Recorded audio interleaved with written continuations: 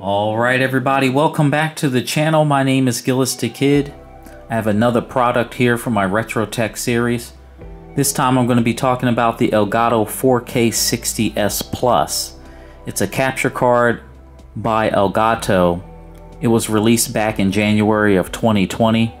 And when it first came out, it was exactly what I wanted because its main purpose is to record game capture without a PC. So in the box they gave you like all the HDMI cables and stuff like that. It needs its own power source, so it did come with its own USB Type-C cable. And it's made pretty well. Kind of bulky. It's got a little bit of weight to it. It's in like a square shaped, almost like a trapezoid, but it is very well made. And when it first came out, one of the main problems I had with this device was that it used to get extremely hot and it would shut off my recordings.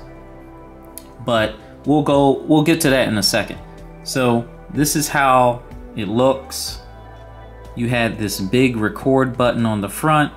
There was like a little light right here that lit up blue to let you know it was working.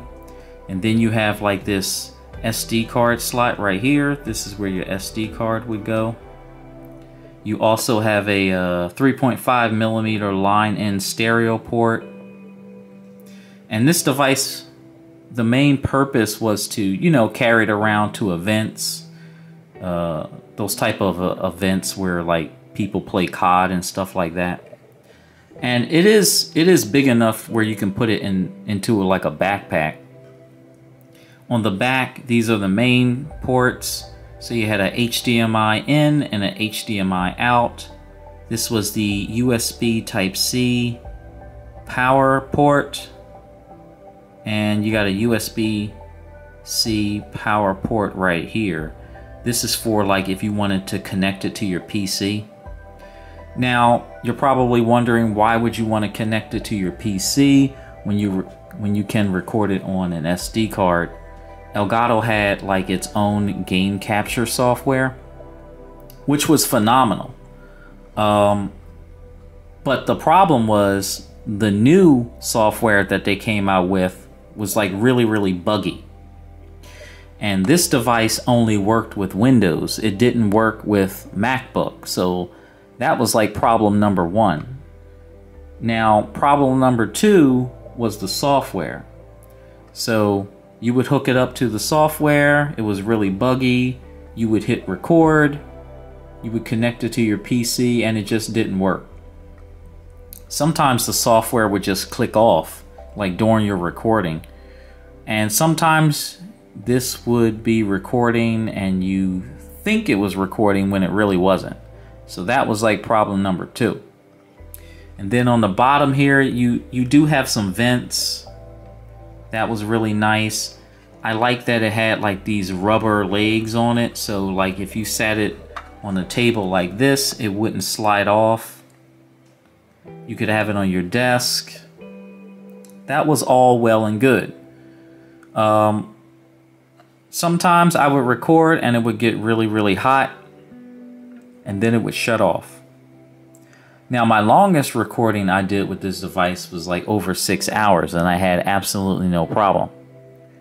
But like I said, it would get really hot sometimes and then it would shut off during your recording.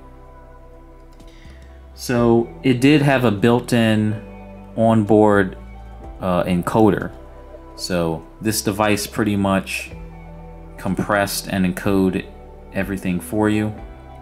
And when it first came out, these are the SD cards that Elgato, these are the ones that they recommended.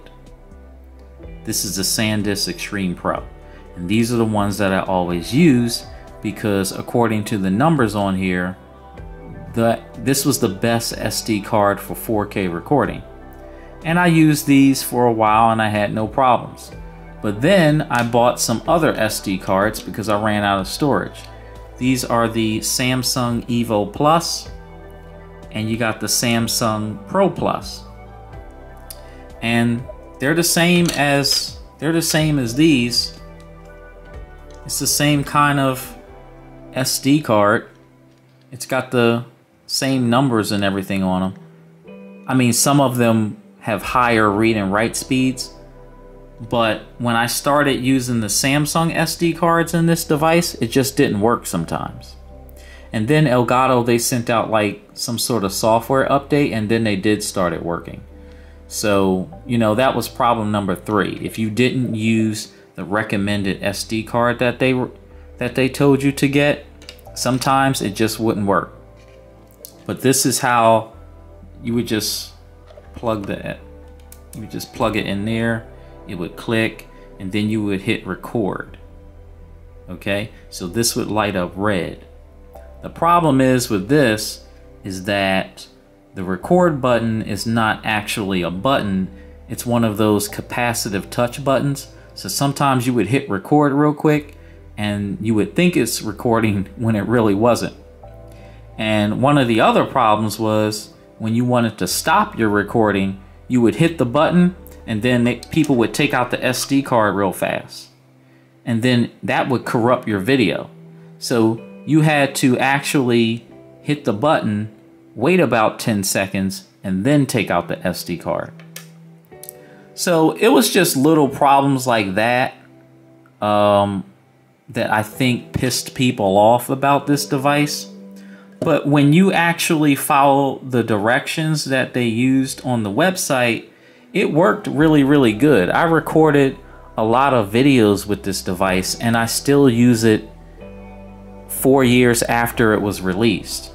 And actually, I've had no overheating problems. Maybe it was the room I was in at the time, but now, you know, it records. I can record up to 6 hours. It hasn't been updated in years, but everything is working now. But back when it first came out, there was a lot of problems with this device. Like I said before, it was $400 when it first came out. That's a lot of money. It's around the same price as like the PlayStation 5. So at $400, if you bought this device and it didn't work well, a lot of people returned it. Now this did work with PlayStation 5. It worked with PlayStation 4, Xbox, Switch, and the PC. And like I said, it recorded at 4K resolution at 60 frames per second. It did have like HDR support, but I mean, good luck with making HDR work on this thing, because it was a really big pain in the ass trying to get HDR resolution. And again, it only worked with Windows, it didn't work with MacBooks, and the software that they made you use, it was just buggy. And that 4K capture utility software, it's still buggy, and we're in 2024 now. They still haven't fixed that software, and the new capture cards that they brought out have to use that software. So they really need to work on that. But most of the time I used OBS, so I really didn't have too much of an argument with that. But if you buy a device for $400 and you have to use it on that software, I think they should have worked on that a little bit more. But yeah, it's a good device when it works. It is discontinued now, so you don't really have to worry too much about it. But I wish Elgato would bring out another device like this where you can record just on the SD card and you can carry it around with you. And of course, you don't need a PC. But I'm going to drop all the links down into the description. This device it's a really good idea, but it needs a little bit more work. So that's all I have for now. Don't forget to like and subscribe. It really helps out the channel. I want to thank everybody for watching, and I'll catch you on the next one. Peace.